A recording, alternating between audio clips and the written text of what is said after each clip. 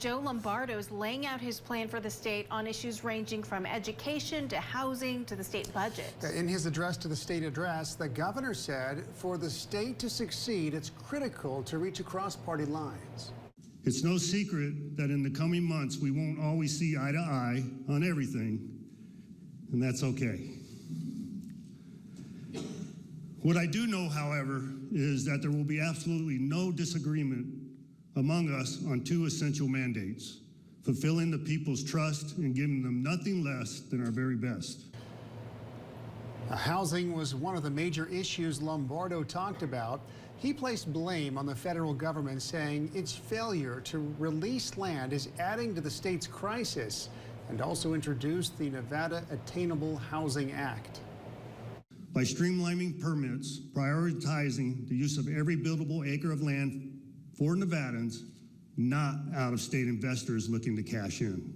This comprehensive legislation tackles housing needs on multiple fronts, fostering innovation, incentivizing development, and creating public-private partnerships. Highlighted his executive budget and outlined where he believes our state's resources should be prioritized. Now, that includes addressing Nevada's high unemployment rates and reaffirming his stance against raising taxes for Nevadans. He also pledged to be tougher on crime by reducing the felony threshold. The governor also making education a focal point. KOLO 8 News Now's Nick Doyle reports on what this could mean for our kids in the classroom and students at the university. Are we satisfied with the status quo that results in our education system year after year bouncing near the bottom of national metrics? No. I know I'm not. Nevada's governor, Joe Lombardo, is vowing for more improvement, accountability, and responsibility for Nevada's education system that ranks near the bottom amongst U.S. cities. I think everybody wants accountability in the schools. Last session, we added over $2 billion in new funding for Nevada students in schools, the largest education investment in our state's history.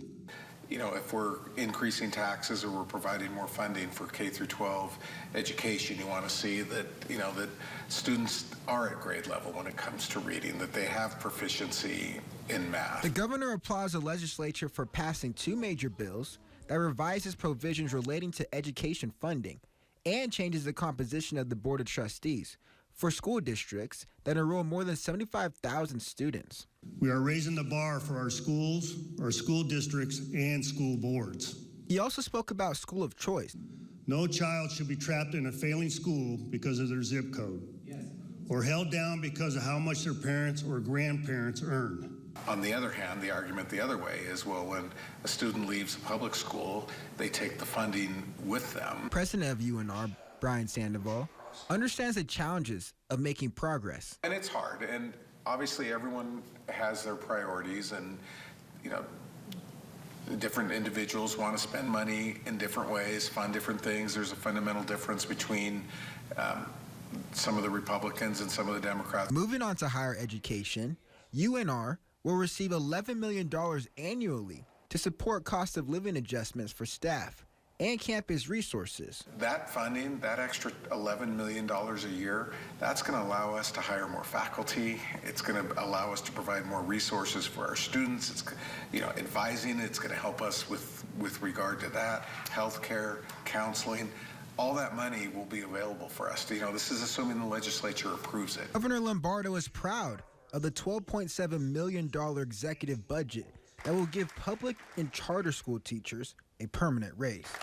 More details on the speech to be found on KOLO 8's website. Reporting in Arena, Nick Doyle, KOLO 8 News Now.